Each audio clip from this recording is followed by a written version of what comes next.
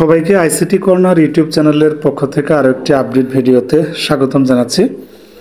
সম্মানিত শিক্ষক মণ্ডলী, শ্রদ্ধেয় প্রতিষ্ঠান প্রধান এবং আমার চ্যানেলের যারা ভিউয়ার্স রয়েছেন, আপনাদের প্রত্যেককে নৈপুণ্য সংক্রান্ত আরেকটি ভিডিওতে সুস্বাগতম জানাচ্ছি। আপনারা নিশ্চয়ই অবগত আছেন যে জুলাই মাসের ৩ তারিখ থেকে ষষ্ঠ থেকে নবম শ্রেণীর শিক্ষার্থীদের নতুন কারিকুলামের ষান্মাসিক সামষ্টিক মূল্যায়ন পরীক্ষা অনুষ্ঠিত হতে যাচ্ছে। তো উক্ত ষান্মাসিক সামষ্টিক মূল্যায়ন পরীক্ষার প্রশ্নপত্র কিন্তু প্রতিষ্ঠানের যে ইউজার আইডি এবং পাসওয়ার্ড আছে সেটি ব্যবহার করে মূলত ডাউনলোড এবং প্রিন্ট আউট করতে হবে। তো নৈপুণ্যের কিন্তু একাধিক লিঙ্ক আছে, তো ইভ্যালুয়েশন আছে, আরেকটি হচ্ছে মাস্টার নৈপুণ্য। তো দুটো লিঙ্কের মধ্যে যেটি মাস্টার নৈপুণ্য এটা হচ্ছে প্রতিষ্ঠানের, তো আপনাদেরকে প্রথমেই masternoipunno.gov.bd এই লিঙ্কে আসতে হবে। লিঙ্কে ক্লিক করে আপনারা প্রতিষ্ঠানের ইউজার আইডি এবং পাসওয়ার্ড দিয়ে জাস্ট লগ ইন করবেন। লগ ইন করলে আপনাদের সামনে এরকম ইন্টারফেস চলে আসবে।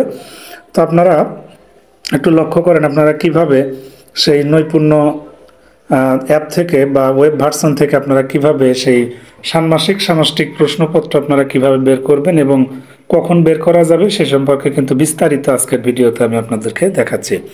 তো আপনারা নৈপুণ্য লেখার নিচে আসবেন, এখানে দেখবেন যে শিক্ষার্থীর নিচে লেখা রয়েছে ষান্মাসিক প্রশ্নপত্র। আপনারা একটু ভালো করে লক্ষ্য করেন যে ষান্মাসিক প্রশ্নপত্রের এই অপশনটা কিন্তু লেখা রয়েছে। তো আমি আপনাদেরকে জাস্ট এটা একটু দেখাচ্ছি। দেখেন এই যে অপশনটা রয়েছে ষান্মাসিক সামষ্টিক প্রশ্নপত্র, আমরা এখন এখানে একটা ক্লিক করে দিব। এখানে ক্লিক করে দিলে আমাদের সামনে দুটো অপশন মূলত প্রদর্শিত হবে।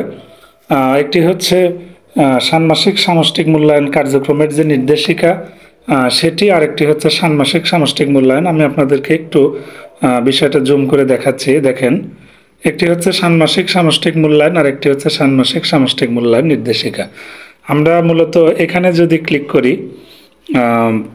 সেই ষান্মাসিক সামষ্টিক মূল্যায়নে যদি এখানে ক্লিক করি, এখানে আমরা মূলত নির্দেশিকাগুলো পাবো যে কিভাবে মূল্যায়ন কার্যক্রম পরিচালনা করব, শ্রেণী শিক্ষকের কাজ কি বা কক্ষ পরিদর্শকের কাজ কি, বিস্তারিত নির্দেশনা এখানে পাবো। অলরেডি আপনারা সেটি আমার ইউটিউব চ্যানেল এবং পেজের মাধ্যমে জানতে পেরেছেন। তো এ পর্যায়ে দেখেন নিচে প্রশ্নগুলো কিন্তু অলরেডি কর্তৃপক্ষ দিয়ে দিয়েছে।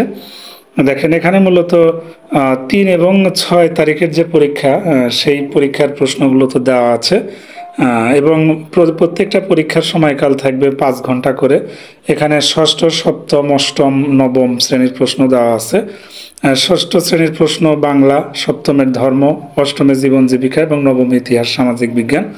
এছাড়া ষষ্ঠতে আরও প্রশ্ন দেওয়া আছে 6 তারিখের ইংরেজি, শিল্প সংস্কৃতি, স্বাস্থ্য সুরক্ষা এবং ডিজিটাল প্রযুক্তি। একটা জিনিস ভালো করে লক্ষ্য করেন যে এখানে কিন্তু প্রশ্নের নিচে দেখেন দেওয়া আছে 1 ডে 15 আওয়ার 3 মিনিটস 48 সেকেন্ড বা এত বাকি আছে। দেখেন এগুলো কিন্তু টাইম কাউন্টডাউন হচ্ছে।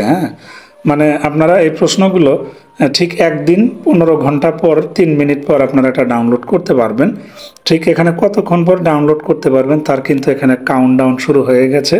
আপনারা চেষ্টা করলেও কিন্তু এর আগে কোনোভাবেই ডাউনলোড করতে পারবেন না। যখন এই কাউন্টডাউনটা শেষ হয়ে যাবে তখন এগুলোর নিচে কিন্তু ডাউনলোড অপশনটা চলে আসবে।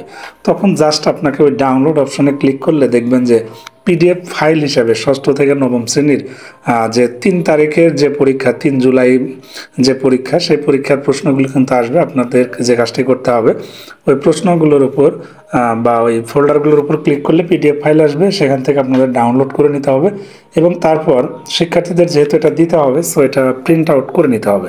তবে এখানে একটা ব্যাড নিউজ, সেটি হলো আমরা এর আগে কর্তৃপক্ষের নির্দেশনায় দেখেছিলাম যে প্রতিষ্ঠানের প্রোফাইল থেকে পরীক্ষার আগের দিন প্রশ্ন ডাউনলোড করা যাবে, কিন্তু এখন আবার আমরা অনলাইনে এসে দেখছি, দেখেন যেখানে পরীক্ষার প্রশ্নপত্র পরীক্ষার শুরুর 3 ঘন্টা পূর্বে ডাউনলোড করা যাবে। একটু ভালো করে লক্ষ্য করেন, এখানে কিন্তু তারা সুস্পষ্ট বলে দিয়েছে যে পরীক্ষার প্রশ্নপত্র পরীক্ষার শুরুর 3 ঘন্টা পূর্বে ডাউনলোড করা যাবে।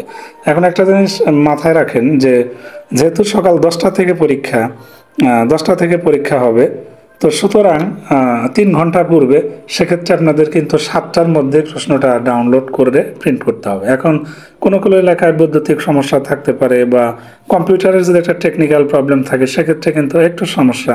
যদি আগের রাতে দিত, সেটা আমাদের কাজের ক্ষেত্রে একটু সুবিধা হতো, সেটা ডাউনলোড করে আমরা সুবিধা মতো সেটা প্রিন্ট আউট করে রেডি করে রাখতাম ফটোকপি করে।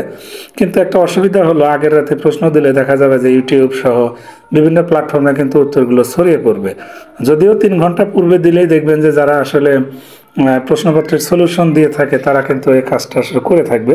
এই জন্য হয়তো কর্তৃপক্ষ এই পরীক্ষা শুরুর 3 ঘন্টা পূর্বে প্রশ্নগুলো ডাউনলোডের একটা সুযোগ দিয়েছে। তবে এটা প্রতিষ্ঠানের জন্য অনেকটা চ্যালেঞ্জিং হবে, কারণ সেই দেখেন 10টা থেকে পরীক্ষা শুরু। আপনাকে কিন্তু বিশেষ করে যারা কম্পিউটার অপারেটর আছেন বা এই কাজের সাথে বা শিক্ষক আছেন যারা যুক্ত আছেন, তাদের কিন্তু অনেক আগে যেতে হচ্ছে, কারণ পরীক্ষা শুরু হবে 10টার সময়, কিন্তু আপনাদেরকে 3 ঘন্টা পূর্বে অর্থাৎ ঠিক সকাল 7টার মধ্যে কিন্তু আপনাদের যেতে হবে। হ্যাঁ, যদিও 7টার পর থেকে আপনারা 10টার আগ পর্যন্ত ডাউনলোড করতে পারবেন, কিন্তু তারপরে ডাউনলোড করে সেটা প্রিন্ট করতে হবে।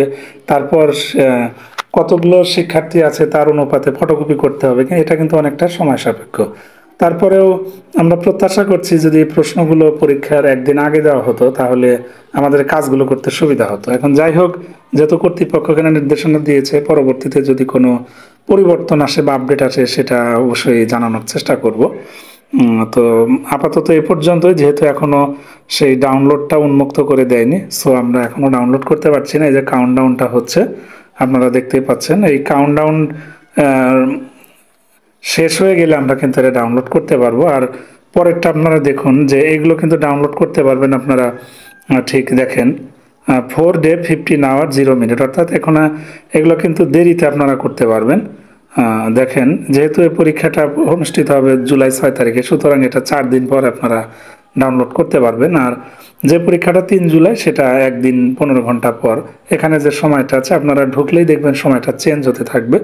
তো মোটামুটি এই পর্যন্তই।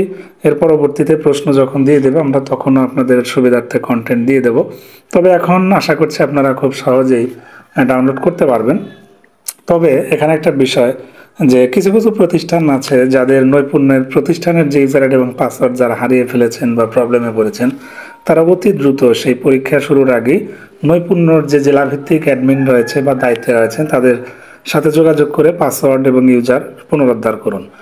আর তাতেও যদি সম্ভব না হয়, যেহেতু অভিন্ন প্রশ্ন, সারা বাংলাদেশে একই প্রশ্ন, সুতরাং আপনার পাশের প্রতিষ্ঠান যদি প্রশ্ন এটা বের করে তাহলে তাদেরকে একটু বলে রাখুন বা তাদের সাথে যোগাযোগ রাখুন, সেখান থেকেও আপনি প্রশ্নটার সফট কপি নিয়ে সেটা ফটোকপি করে নিতে পারবেন।